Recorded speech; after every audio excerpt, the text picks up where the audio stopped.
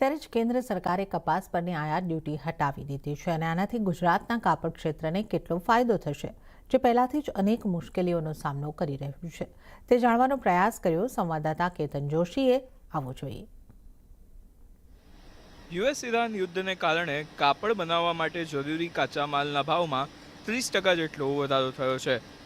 કાપડ બનાવવા માટેની મુખ્ય સામગ્રી એટલે કે કપાસનો ભાવ ભારતીય બજારમાં પ્રતિ ગાંસડી 65,000 રૂપિયાથી લઈને 68,000 રૂપિયા સુધી બોલાઈ રહ્યો છે.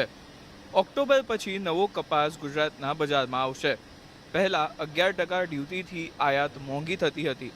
હવે ડ્યુટી હટાવી લેવાથી કપાસ ઉપલબ્ધ થશે, જેની ગુજરાતનો ટેક્સટાઇલ ઉદ્યોગ રાહ જોઈ રહ્યો છે.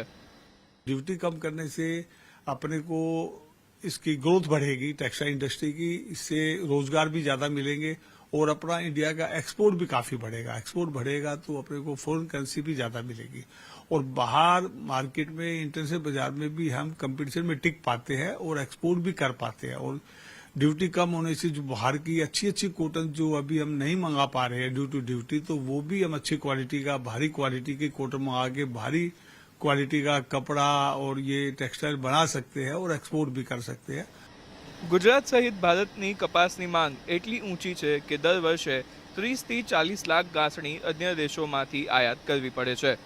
જો કપાસ ઉપલબ્ધ ન થાય તો આપણું કાપડ ઉત્પાદન અને નિકાસ નકારાત્મક ક્ષેત્રમાં જતા રહે છે. સરકારની આ પહેલની પ્રશંસા કરતા કોટન એસોસિએશન ઓફ ઇન્ડિયાના પ્રેસિડેન્ટે કહ્યું કે જો દર વર્ષે ડ્યુટી ફ્રી કપાસ માટે મર્યાદા નક્કી કરવામાં આવે તો અમે આગળની યોજના બનાવીને આયાત કરી શકીએ છીએ. અત્યારે હાલમાં ભારત સરકારે કોટન ઉપરની જે 11% ઇમ્પોર્ટ ડ્યુટી હતી એ 30 ઓક્ટોબર સુધી સદંતર નાબૂદ કરેલી છે. આ સમગ્ર ટેક્સટાઇલ સેક્ટર માટે ખૂબ જ આવકારદાયક પગલું છે.